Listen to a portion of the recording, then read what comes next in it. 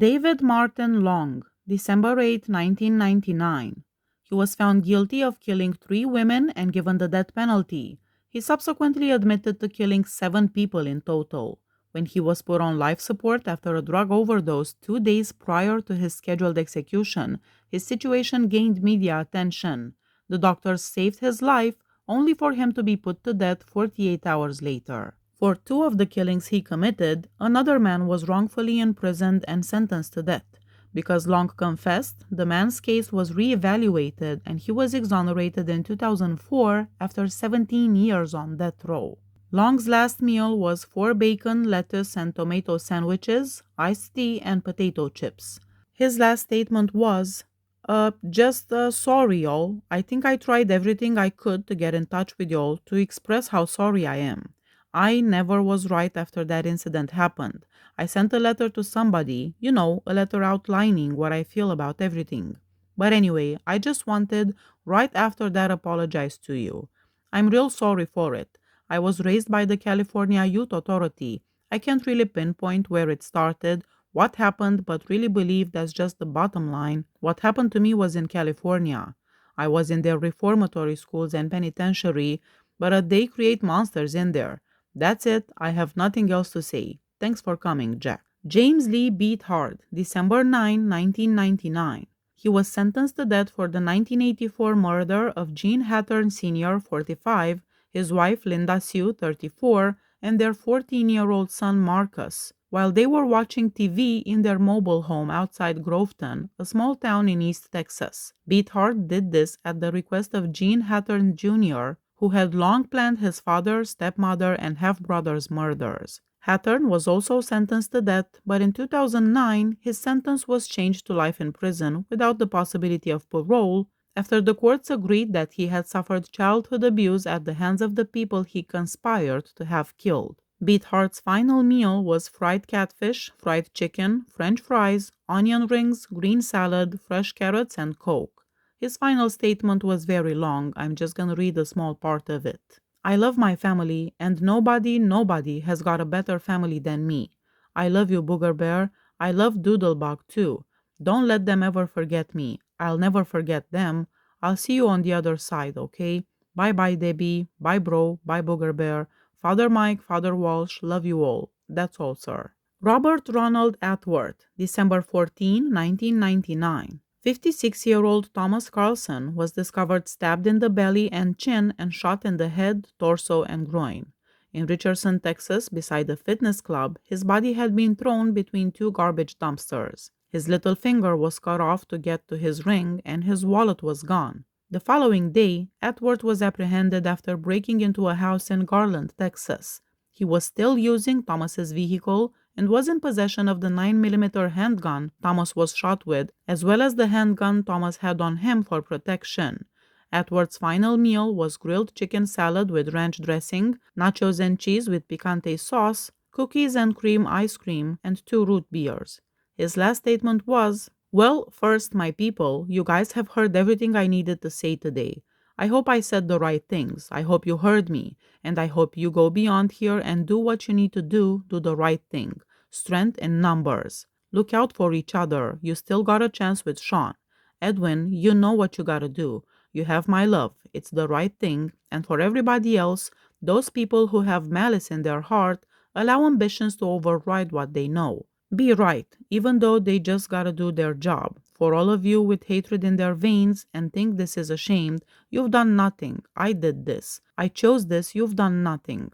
Remember this. If all you know is hatred, if all you know is blood love, you'll never be satisfied. For everybody out there that is like that and knows nothing but negative, kiss my proud white Irish ass. I'm ready, Warden. Send me home." Samuel Sammy Felder, December 15, 1999. On February 26, 1975, Felder, a career burglar, killed a quadriplegic Korean War veteran while attempting to steal from his room while he was an orderly in a nursing home in southwest Houston. Jim Hanks, 42, suffered a stab wound to his brain that was 11.5 inches deep. Felder's last meal was a half a pound of chitterlings, fried chicken, 10 slices of bacon, 1 raw onion, fried shrimp, peach cobbler, 1 pitcher of whole milk. His last words were, Like to tell my friends that I love them. Appreciate them being here to support me. Allison, I love you. Earl Carl Heiselbat, January 12, 2000. He was found guilty of kidnapping and killing Rena Witten Rogers, 27, and her daughter JC, 2 years old. After being removed from their Pineland home, the two were driven to Tyler County, where on June 27, 1991, their skeleton remains were discovered in a barn. They had both been strangled. Heiselbat was unemployed at the time of the murder and lived next door to the victims. The husband of Rena Rogers stated that his wife's handbag, a .38 caliber handgun, and the jar with $8 in change were taken from the house.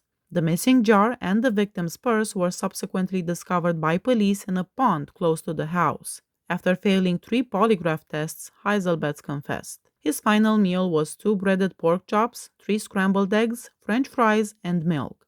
His last words were, "Love y'all, see you on the other side." Spencer Corey Goodman, January 18, 2000. In 1991, Goodman was found guilty of carjacking and killing ZZ Top's manager Bill Ham's wife. Bill Ham witnessed the execution in person. Goodman, who was 22 at the time, confronted Cecil Ham, who was 38, in a Houston shop parking lot in July 1991. After pushing her into her car and knocking her out, he took off. He eventually stopped and broke her neck, killing her. After placing her body in the trunk, he drove on until he arrived in a rural area of West Texas. He left her body there and kept using her credit cards to pay for his trips in Ham's car. 5 weeks later, Goodman was caught in Colorado after a fast-paced pursuit during which he damaged the vehicle. His last meal was a double cheeseburger, French fries topped with onions and cheese, baked potato topped with sour cream, cheese and butter, 2 fried pork chops, 3 beef enchiladas, and chocolate cake. His last words were, "To my family, I love them. To Cammie, I love you and will always be with you. That's it, Warden." David Hicks, January 20, 2000. For the murder and essay of his 88-year-old grandmother, he received a death sentence. Clothes discovered in Hicks's vehicle and DNA evidence that, according to the prosecution, ruled out all other suspects connected him to the crime. Hicks had confessed to the killing, according to an inmate who was in custody with him prior to his trial. However, he insisted that the DNA test was incorrect and that he was innocent before going into the death chamber. His last meal was fish, fries, and soda. His last words were, "Hey, how y'all doing out there? I done lost my voice. Y'all be strong now, all right? Don, thanks man. I love you, Gloria. Always, baby. That's all I gotta say. Hey, don't y'all worry about me, okay?" Larry Keith Robinson, January 21, 2000. He was convicted of killing 5 people in 2 nearby Lake Worth cabins in August 1982, including Bruce M. Gardner, age 33, who was stabbed and shot. In addition, Robinson, a former mental patient, murdered Ricky Lee Bryant, 31, Georgia Ann Reed, 34, her mother, Arlene Barker, 55, and Georgia's son, Scott Reed, 11. Bryant, who lived with Robinson and was believed to be Robinson's lover, was decapitated and disfigured. After the mass killing, Robinson took off toward Wichita, Kansas in Gardner's vehicle. He refused the final meal and he declined to make a final statement. Billy George Hughes Jr., January 24, 2000. Hughes ran away from a Days Inn hotel near Houston on April 4, 1976, after being questioned about using a credit card that had been stolen. Following the transmission of the stolen credit card and the description of the vehicle, Texas Public Safety Officer Mark Frederick stopped Hughes's vehicle on Interstate 10. Hughes shot Officer Frederick dead as he got close to the vehicle, and then he drove off. After a long manhunt, Hughes was discovered hiding in a field 6 miles away from the abandoned car. The vehicle was stolen and included weapons, ammo, and the key to a room at the Days Inn. It was found that Hughes's 9mm handgun was the murder weapon. Hughes claimed that the police opened fire on him and that he simply fired a shot that killed Officer Frederick, even though he acknowledged stealing the car and credit card and committing a number of other thefts and robberies. Due to a mistake in jury selection, the murder conviction and death sentence were overturned on appeal. After a retrial in 1988, Hughes was found guilty once more and given the death penalty. While on execution row, Hughes graduated with 2 degrees in religion. His last meal was 2 chicken fried steak with white gravy, French fries, 4 pieces of white bread, peaches, and 2 Cokes. His last statement was, "Yes, I do. I want to tell you all how much I love you all, how much I appreciate everything. I love you all and my family. I treasure every moment that I have had. I want the guys to know out there not to give up, not to give in, and that I hope someday the madness in the system, something will come about, something will be resolved. I would gladly trade the last 24 years if it would bring back Mark Fredericks. Give him back his life, give back my father his life, and my mother her health. All I ask is that I have one day and all the memories of you and my family and all the things that have happened. They are executing an innocent man because things did not happen as they say they happen, and there's that.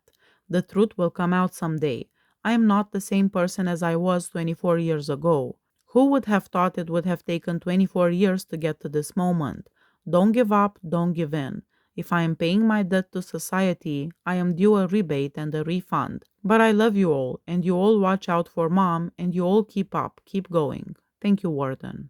Glenn Charles McGinness, January 25, 2000. When a client entered Wilkins Dry Cleaners in Conroe, Texas, in the afternoon of August 1st, 1990, they found Letta Wilkerson, the clerk, dead on the floor, face up, with her eyes open and her body covered in blood. She had been shot 3 times in the back and once in the face. The word McGinness was inscribed in the pockets of a stack of pants on the front counter. The cash register was missing $140. Additionally, the victim's van was absent from the parking lot. McGinness was previously recognized by 2 witnesses as being close to the site. That same day, the van was found abandoned. Wilkerson's wallet, from which McGinness' fingerprint was taken, was discovered by the officers. After the van broke down earlier in the day, 3 workers from a neighboring retail area recognized McGinness. 2 blocks from the cleaners, McGinness was caught the next day while in possession of $105 at his aunt's house. The home contained a .25 caliber handgun, which was identified as the murder weapon. 2 months later, a set of keys discovered in the house were passed over to the police by McGinness' aunt. Letta Wilkerson was the owner of those keys. 5 days prior to the murder, McGinness had been placed on probation for car burglary. McGinness was just 17 years old when he was sent to death row, and the case attracted a lot of attention from Amnesty International and even the Pope, but in the end he was executed by lethal injection. His last meal was a cheeseburger with lettuce, tomato, bacon, onion rings, and ketchup. He did not have any last words. Please hit that subscribe button if you like my channel. See you next time. Bye bye.